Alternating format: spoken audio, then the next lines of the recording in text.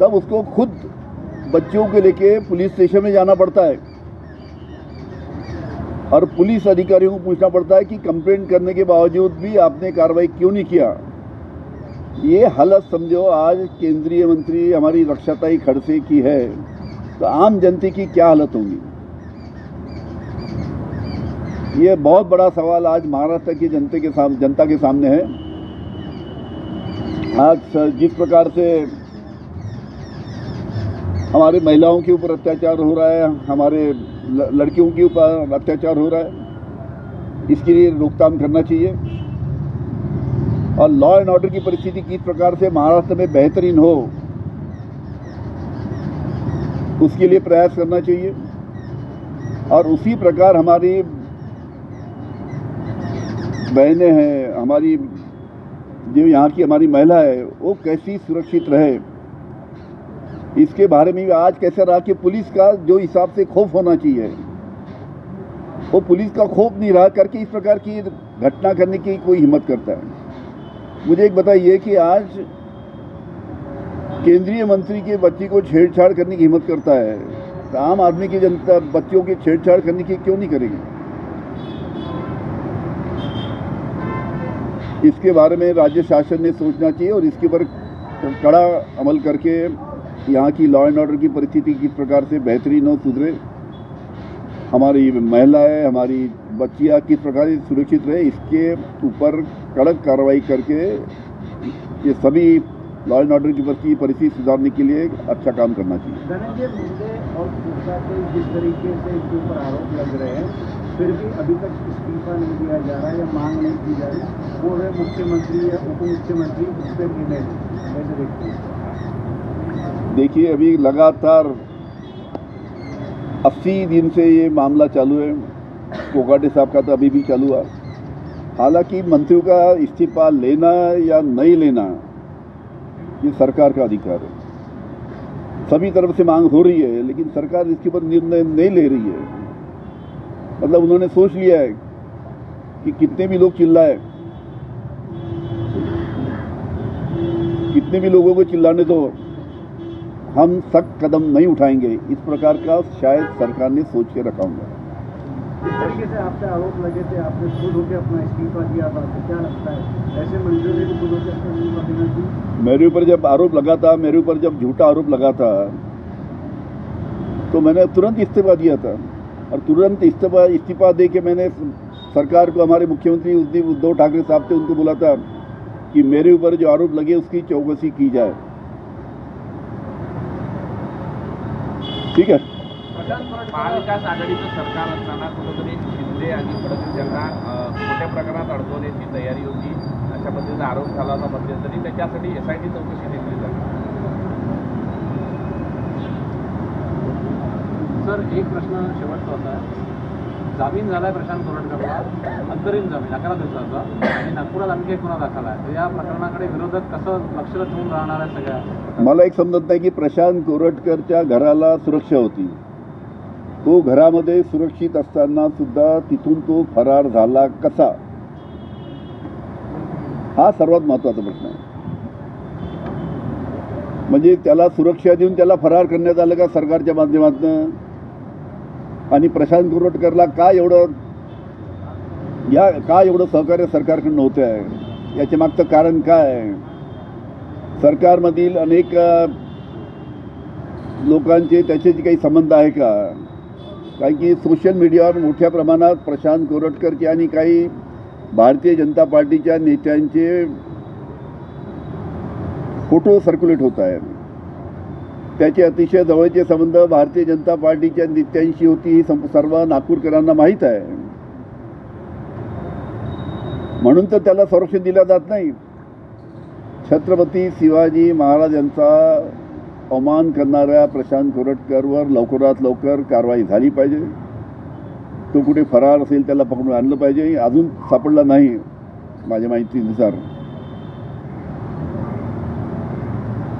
कोणाच्याही किती जवळचा असला तरी छत्रपती शिवाजी महाराजांचा अवमान जर कोणी करत असेल तर त्याला महाराष्ट्र माफ करणार नाही. हे लक्षात ठेवून त्याच्यावर लवकरात लवकर त्याला पकडून कारवाई करायला पाहिजे. महाराजांनी तुमची या विषयावर चर्चा झाली? या विषयावर झाली. या विषयावर झाली. शाहू महाराज आले होते, छत्रपती शाहू महाराज आले होते आज. त्यांच्याबरोबर कायदा सुव्यवस्थेच्या बाबतीत चर्चा झाली. त्यांच्याबरोबर ज्या पद्धतीनं केंद्रीय मंत्री रक्षाताई खडसे यांच्या मुलीच्या बाबतीत जी घटना झाली, दुर्दैवी घटना, त्याच्या बाबतीत चर्चा झाली. आणि त्यांनीसुद्धा कबूल केलं की अशा पद्धतीच्या घटना जर महाराष्ट्रामध्ये होत असेल तर अतिशय चुकीचं आहे. कायदा सुव्यवस्था सुधारली पाहिजे. आमच्या महिला भगिनी, आमच्या तरुणी सुरक्षित राहिल्या पाहिजे, ही सुद्धा त्यांची भावना आहे.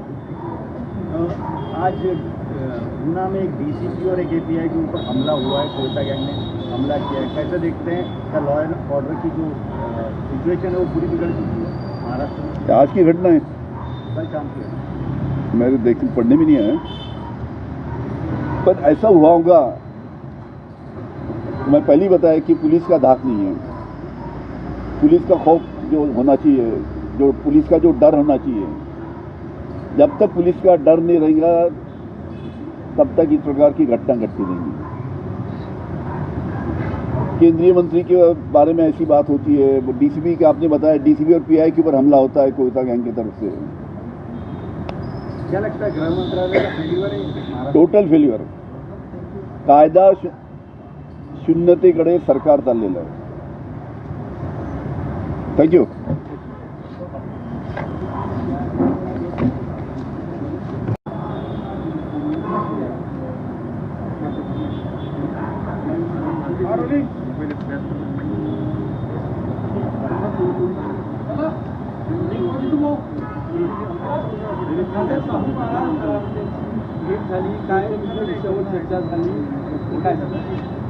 छत्रपती शाहू महाराज कोल्हापूरहून आज नागपूर येथे खाजगी कामासाठी त्यांच्या काही लग्न समारंभ आहे त्यासाठी आले होते. आणि नागपूरला आल्यानंतर त्यांची आज घरी त्यांना चहाला बोलावलं होतं. चहाच्या निमित्तानं ते आले, भेट झाली, अनेक विषयावर चर्चा झाली. त्यांचा ऑलरेडी तुम्ही छत्रपती महाराजांचा इंटरव्ह्यू आपण घेतलेलाच आहे.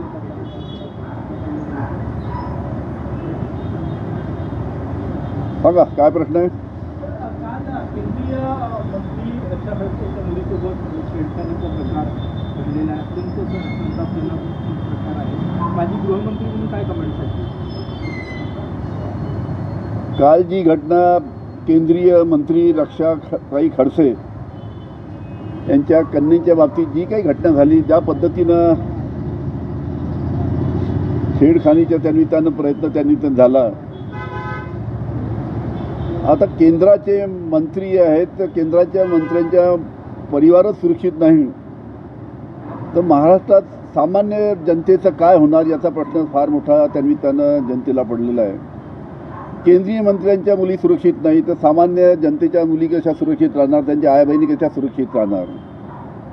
म्हणजे एका अर्थानं महाराष्ट्र राज्य हे कायदा शून्यतेकडे चाललं आहे का, अशा पद्धतीचा प्रश्न त्या निमित्तानं निर्माण झालेला आहे. महिला भगिनी आमच्या सुरक्षित नाही, कायदा सुव्यवस्थेचा प्रश्न आहे, पोलिसांचा धाक राहिला नाही. आज बीडमध्ये आपण पाहतो, आजच महादेव मुंडेंच्या पत्नींनी सुद्धा त्यांच्या जी पतीची 16 महिन्यापूर्वी हत्या झाली होती त्याच्या तपासाचं काय झालं हा प्रश्न उपस्थित केलेला आहे.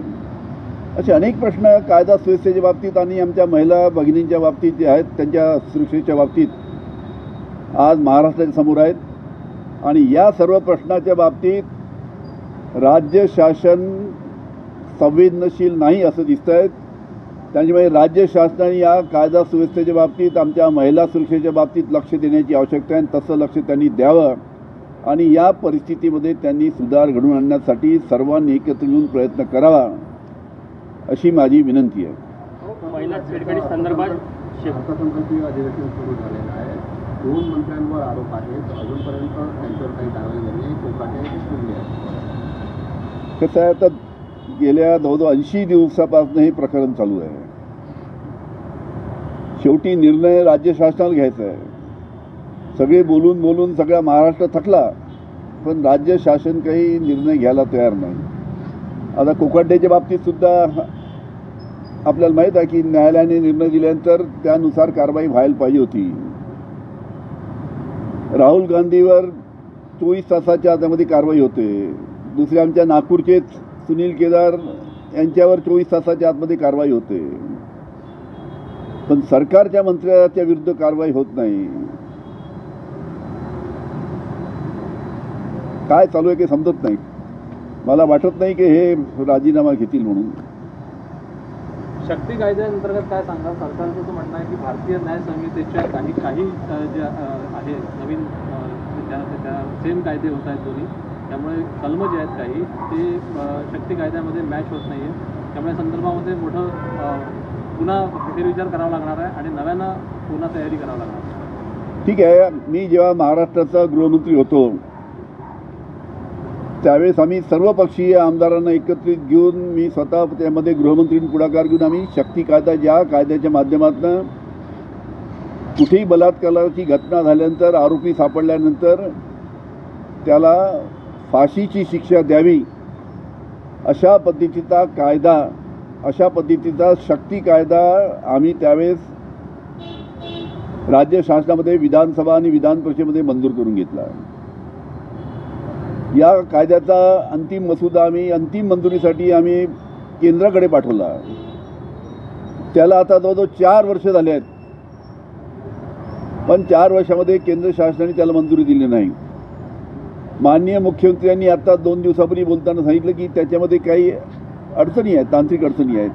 माझी मुख्यमंत्र्यांना विनंती राहील की त्यामध्ये जर काही तांत्रिक अडचणी असतील त्या कायद्यामध्ये तो कायदा अंमलबजावणी करण्यासाठी काही तांत्रिक अडचणी जर त्यामध्ये असतील तर तज्ज्ञ लोकांशी चर्चा करून त्याच्यामध्ये काही बदल करून, काही अडचण असल्यास, कायद्याची काही अडचण असल्यास त्याच्यामध्ये काही बदल करून लवकरात लवकर तो कायदा महाराष्ट्रामध्ये लागू करावा. आम्ही जो मसुदा दिला त्यामध्ये तुम्ही म्हणता की काही अडचणी आहे, ठीक आहे. तज्ज्ञ लोकांना बसवा, त्यांना एक टाईम शेड्यूल द्या की या इतके दिवसामध्ये तुम्हाला याच्यामध्ये काय बदल करायचे आहेत ते बदल करा आणि त्या पद्धतीने बदल करून हा कायदा लवकरात लवकर केव्हा लागू करणार, जे काही तांत्रिक अडचणी आपण म्हणतात त्या दूर करून त्याचं शेड्यूल तुम्ही महाराष्ट्राच्या जनतेला दिलं पाहिजे. हिंदी में बताया है कि महिलाओं को लेकर किस प्रकार की और असंवेदनशीलता दिख रही है. केंद्रीय मंत्री की बेटी के साथ छेड़खानी हो रही है. 2 दिन पहले पुणे में एक बच्ची के साथ बलात्कार होता है. पूरी घटना को किस तरीके से देख रहे हैं? जिस प्रकार की आज परिस्थिति महाराष्ट्र में है, आप देखिए कि केंद्रीय मंत्री रक्षाताई खड़से, इनके बेटी को छेड़छाड़ होती है. छेड़छाड़ होने के बाद में वो कंप्लेंट करती है, फिर भी कार्रवाई नहीं होती. और जब वो रक्षाताई खड़से देखती है केंद्रीय मंत्री की हम कंप्लेंट करने के बाद भी कार्रवाई नहीं हुई, तब उसको खुद बच्चों के